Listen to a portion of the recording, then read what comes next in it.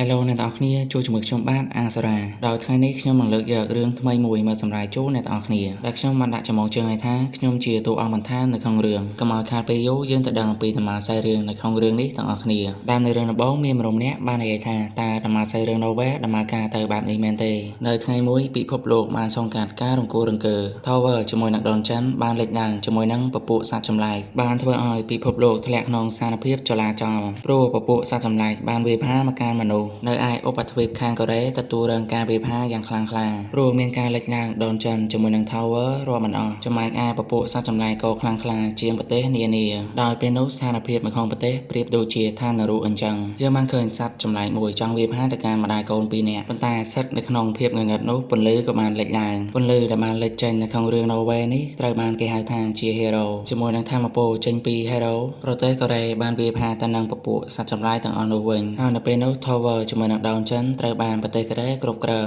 នៅពេលនោះក្រុមហ៊ុនធំៗបានប្រើប្រាស់វិនាសកម្មនេះដើម្បីបង្កើនចំណូលរបស់ពួកគេនិងចាប់ផ្ដើមសារឡើងនៅស្ថានភាពឲ្យដូចតាមវិញពេលវេលាបានកន្លងផុតទៅប្រទេសកូរ៉េខាងត្បូងបានក្លាយជាប្រទេសដ៏មានអំណាចដ៏ខ្លាំងក្លានៅលើពិភពលោកដែលវាជាទីកន្លែងមួយដែលប្រមូលផ្ដុំទៅដោយ Hero គ្រប់ទិសទីដែលកូរ៉េខាងត្បូងបានបង្កើតឲ្យមានជាទីកន្លែងវឹកហាត់ដ៏ល្អឥតខ្ចោះសម្រាប់ Hero ដែលអាចបង្កើនថាមពល Magic ដ៏ចំណុចកំពូលជាមួយនឹង Technology ពាក់ព័ន្ធជាមួយនឹង Magic ដោយទីកន្លែងវឹកហាត់នោះត្រូវបានគេហៅថាជា Cube ព្រោះ Hero គ្រប់ទិសទីនៅលើពិភពលោកបានប្រមូលផ្ដុំគ្នានៅទីនោះដែលវាជាទីកន្លែងប្រកួតប្រជែងគ្នាដ៏ខ្លាំងក្លាព្រោះយើងក៏បានឃើញបារម្ភម្នាក់បានប្រើប្រាស់ថាមពលដ៏អស្ចារ្យចេញអំពីអាវុធរបស់គាត់ដែលគាត់គឺជាតួអង្គឯកដើម្បីជួយស្ដារឡើងពិភពលោកមួយនេះរួចខ្សែរឿងក៏បង្ហាញអំពីបារម្ភម្នាក់ទៀតដែលប្រើប្រាស់អំណាចថាមពលពណ៌ក្រហមឆ្អៅគាត់នេះគឺជាគូប្រជែងរបស់តួឯកនៅក្នុងខ្សែរឿងមួយនេះត្រូវហើយហេតុអីបានជាខ្ញុំដឹងពីរឿងទាំងអស់នេះព្រោះពិភពលោកមួយនេះមិនបានបង្កើតឡើងដោយសារអាទិទេពទេវាបានបង្កើតឡើងដោយខ្ញុំគឺជាអ្នកនិពន្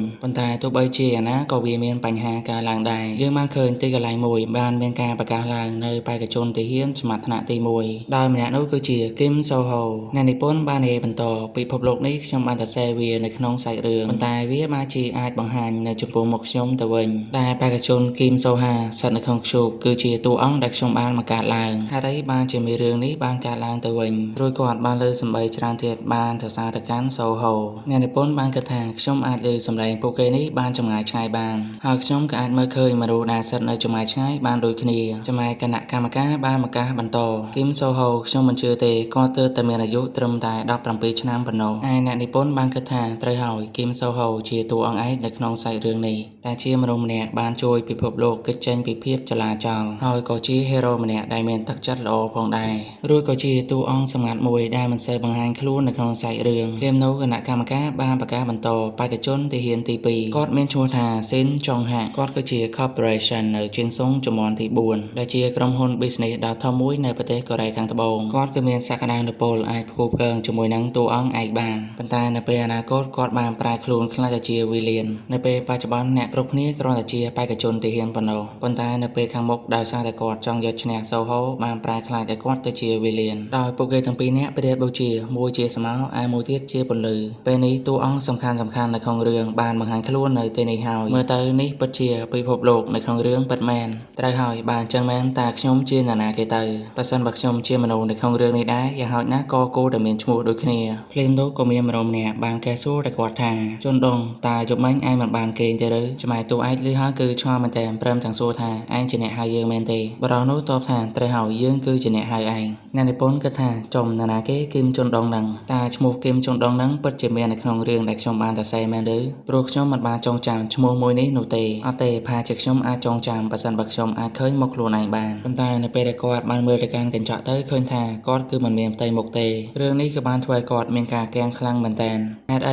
ីបានជាផ្ទៃមុខរបស់ខ្ញុំទៅជាសញ្ញាសួរទៅវិញចង្រៃយើងហេតុអីបានជាខ្ញុំចូលនៅក្នុងតួអង្គដែលខ្ញុំមិនដែលសរសេរពីមុនមកអញ្ចឹងសូម្បីតែរូបរាងមិនច្បាស់លាស់ថែមទាំងឈ្មោះចាស់កម្រើទៀតផងអញ្ចឹងសោះបានជាគ្មាននរណាម្នាក់ចាប់អារម្មណ៍មកកាន់ខ្ញុំដោយសារតែខ្ញុំគឺគ្មានមុខនោះទេទោះបីជាខ្ញុំស្ថិតនៅក្នុងទីកន្លែងខ្ជូបក៏ដោយប៉ុន្តែខ្ញុំគឺមិនអាចចូលទៅជិតតួអង្គសំខាន់បានទេព្រោះខ្ញុំគ្រាន់តែជាតួអង្គបន្ថែមនៅក្នុងការទស្សនាការប្រារព្ធពិធីនេះប៉ុណ្ណោះត្រូវហើយនៅពេលនេះខ្ញុំគ្រាន់តែជាតួអង្គបន្ថែមនៅក្នុងខ្សែរឿងដែលប្រៀបបានដូចជាធូលីដីមួយនៅក្នុងខ្សែរឿងនេះអញ្ចឹង ចឹងថ្ងៃមួយនៅជីវិតខាងក្រៅខ្ញុំទទួលបានសារអ៊ីមែលមួយចេញពីមនុស្សម្នាក់ហើយនៅពេលនោះដែរខ្ញុំក៏ចាប់អារម្មណ៍ព្រមទាំងចុចមើលសារមួយនោះដែលពេលនោះគាត់ចាប់អារម្មណ៍ទៅលើសម័យមួយនិយាយថាការផ្ដល់ជូនដោយពិសេសដែលតាក់ទងទៅនឹងខ្សែរឿង novel ដែលគាត់បានសរសេរឡើងដែលរឿងនោះមានឈ្មោះថា The Return Hero ដែលខ្ញុំបានផ្អាកបន្តចេញរឿងនោះអស់រយៈពេលជិតកន្លះឆ្នាំអ្នកនិពន្ធយើងនៅពេលនោះបានគិតថាពួកគេចង់ផ្ដល់ការសាសូមពិសេសដោយសារតែខ្ញុំបានផ្អាកខ្សែរឿងនេះឬហើយដោយសារតែគាត់គិតថានេះគ្រាន់តែជាសារមកពី fan ធម្មតាគាត់ក៏មិនបានគិតអ្វីច្រើនដែរក៏ចុចទទួលយកវាបើគិតទៅនោះប្រហែលជាហេតុផលដែលធ្វើឲ្យគាត់ឈានមកដល់ដំណាក់កាលមួយនេះឈុនដុងបានគិតថានៅពេលនេះខ្ញុំបានរស់នៅក្នុងពិភពលោកនេះអស់រយៈពេលចំនួន2សប្តាហ៍ហើយដោយផ្ទៃមុខរបស់គាត់ហ្នឹងគឺនៅតែមានសញ្ញាសួរដដែលហើយមើលទៅវាមិនមែនជាការស្មើស្មៃរបស់គាត់នោះទេទីកន្លែងនេះគឺជាពិភពលោកដែលខ្ញុំបានសរសេរនៅក្នុងរឿង novel ដោយឈ្មោះគឹមឈុនដុងនេះគ្រាន់តែជាតួអង្គបន្ថែមនៅក្នុងរឿងប៉ុណ្ណោះខ្ញុំបានចំណាយពេលនៅទីនេះចំនួន2សប្តាហ៍ស្វែងរកពីហេតុផលដែលធ្វើខ្ញុំបានចូលមកដល់ពិភពលោកមួយនេះប៉ុន្តែមើលទៅខ្ញុំគឺមិនអាចរើផ្លូវចាក់ចេញទៅវិញបានទេប្រហែលជាខ្ញុំអាចជាប់នៅក្នុងពិភពលោកនេះជារយៈពេលយូរអង្វែងហើយនៅពេលដែលខ្ញុំបានបញ្ចប់ការសរសេរនៅក្នុងខ្សែរឿងនេះវាចំណាយពេលរហូតដល់10ឆ្នាំនៅក្នុងរឿងនេះចុងក្រោយយកហេតុអីបានជាជីវិតរបស់ខ្ញុំបានជួបជាមួយនឹងរឿងបែបនេះអញ្ចឹងដែលខ្ញុំត្រូវជាប់នៅក្នុងពិភពលោកនេះរយៈពេល10ឆ្នាំត្រូវហើយជីវិតពិតប្រាកដរបស់ខ្ញុំក៏មានដូចគ្នាខ្ញុំគឺមិនចង់ចំណាយពេលអស់ប្រយោជន៍នៅក្នុងខ្សែរឿង novel នេះទេបើគិតទៅមានតែរឿងមួយទេដែលវាអាចកើតឡើងដើម្បីអាចចាក់ចេញពីទីនេះបានខ្ញុំត្រូវតែពង្រឹងខ្លួនឯងឲ្យកាន់តែខ្លាំងខ្ញុំត្រូវតែបន្តរស់នៅក្នុងខ្សែរឿងនេះរហូតទាល់តែវាបានបញ្ចប់ដែលអ្វីដែលខ្ញុំអាចធ្វើបាននៅពេលនេះមានតែស៊ូទ្រាំតែប៉ុណ្ណោះប៉ុន្តែរាល់ពេលដែលគាត់នឹកឃើញថាខ្លួនឯងបានជាប់នៅក្នុងខ្សែរឿង novel អញ្ចឹងគឺធ្វើឲ្យគាត់ពិបាកទទួលយកមែនតើយ៉ាងម៉េចក៏យ៉ាងម៉េចទៅឥឡូវនេះខ្ញុំគួរតែធ្វើដំណើរទៅកាន់សាលាវិញជួបជាទីកន្លែងដែលមនុស្សបានបង្កើតឡើងនៅលើកោះជិតសមុទ្រខាងកើតដោយនៅពេលខាងមុខគឺមាន hero ជាបេក្ខជនចំនួន500,000 នាក់ដែលពួកគេស្នាក់នៅក្នុងជួបនេះសូមទោសផងមិនមែន500,000 នាក់ទេគឺ50,000 នាក់ចំណែកទីក្រុងវិញជាទីក្រុងបែបទំនើប